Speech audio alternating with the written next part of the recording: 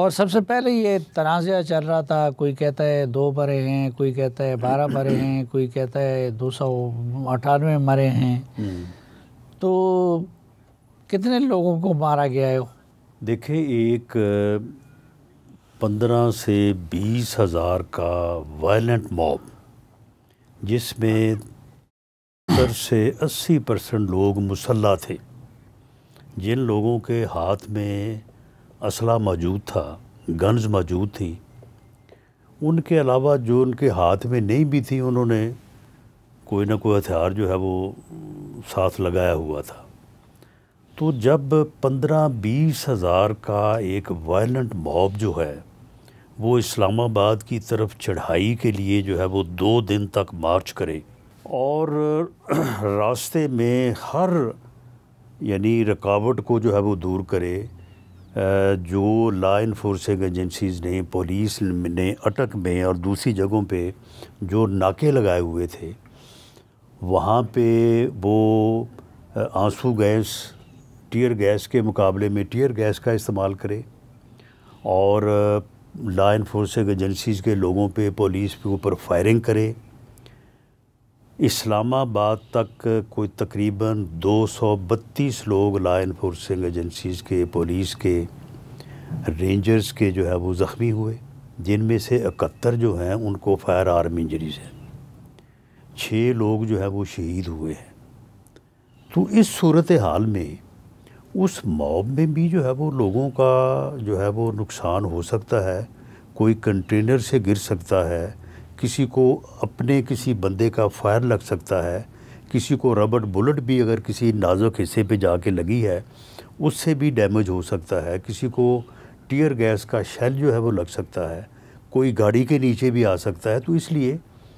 یہ تو نہیں کہا جا سکتا کہ جو اس طرف سے کوئی نقصان نہیں ہوا ہوگا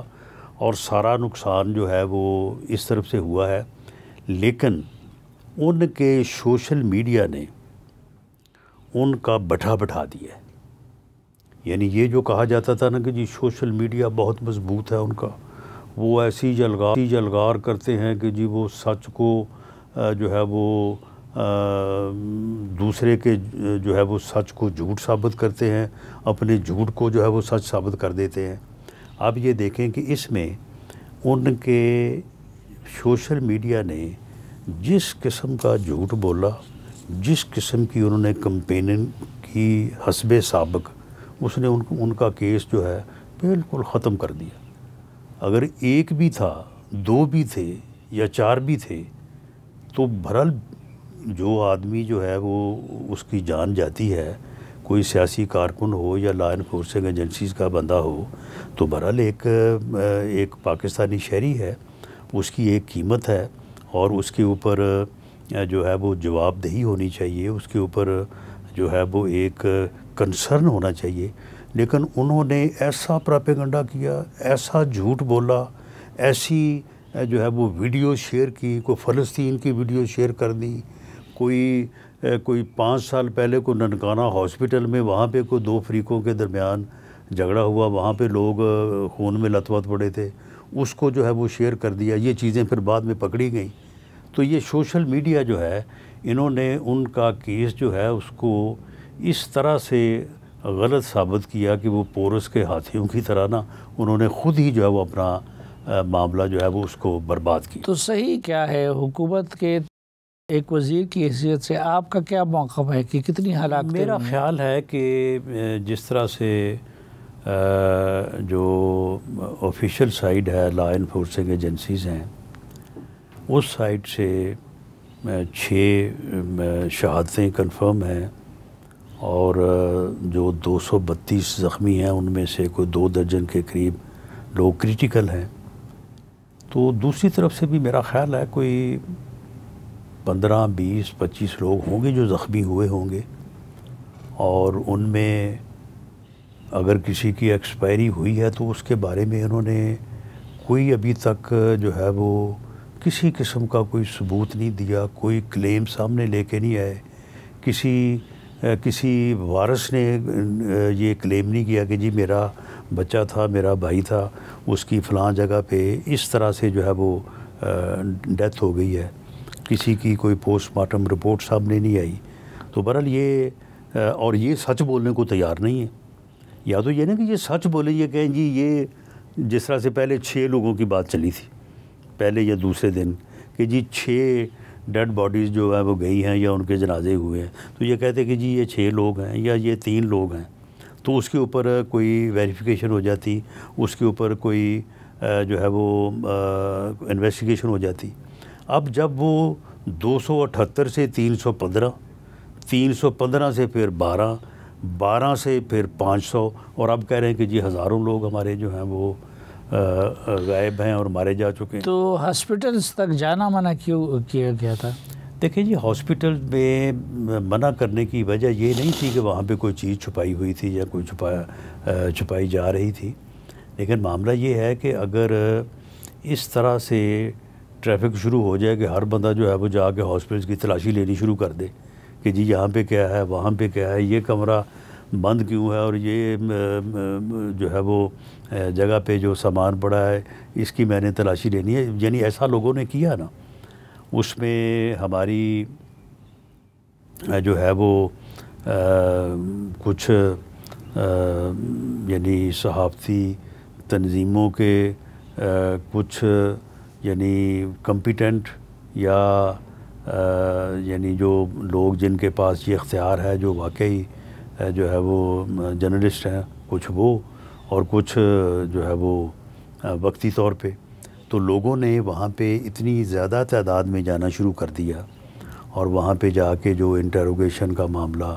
کہ ادھر ادھر آگے پیچھے, تو ہاسپٹلز والوں نے اس بارے میں اپنی رپورٹس بھی شائع کی, سارا کچھ بتایا بھی, لیکن ایک مرحلے پہ آ کے انہوں نے پھر اس چیز کو جو ہے وہ ڈسکرج کیا. نہیں, اس سے پہلے آپ پی ٹی آئی کے 2 یلغاروں کا سامنا کر چکے ہیں جب آپ وزیر داخلہ تھے, تو اس میں اگر بغیر کسی ہلاکت کے معاملے کو نمٹا دیا گیا تو اس میں ایسا نہیں ہو سکتا تھا, ایسا ممکن نہیں تھا, وہ ڈی چوک میں بیٹھے ہوتے تو کون سی قیامت آ جاتی؟ دیکھیں جو وائلنٹ موب ہے, اگر اس کو آپ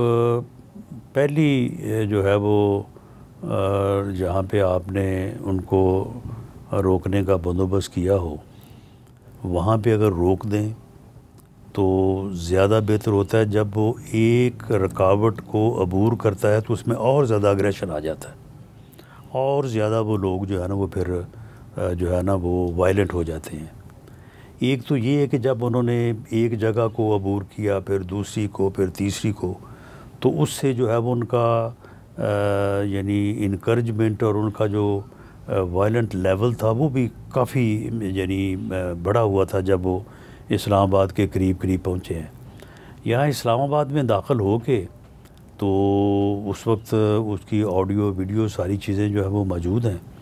تو اس وقت تو صورتحال یہ تھی کہ یعنی بہت زیادہ وائلنٹ تھے وہ لوگ. اور جب یہاں پہ ڈی چوک میں وہ پہنچے ہیں تو انہوں نے یہ جو رکاوٹ تھی ڈی چوک میں, یہ گیٹ وغیرہ, تو ان کنٹینروں کے اوپر چڑھ آئے تھے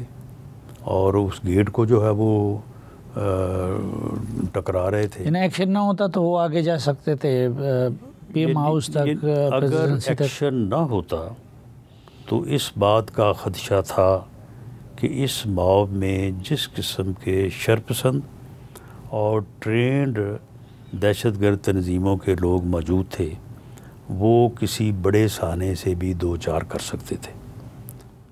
اور دوسری طرف یہ تھا کہ اگر ان کو یہاں پہ چھوڑا جاتا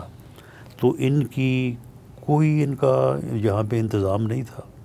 یہ بس انہوں نے کال دے دی کہ جی پہنچو, ڈی چوک پہنچو, تو وہ لوگ موجود تھے, پہنچو, آگے کیا کرنا ہے کچھ نہیں تھا.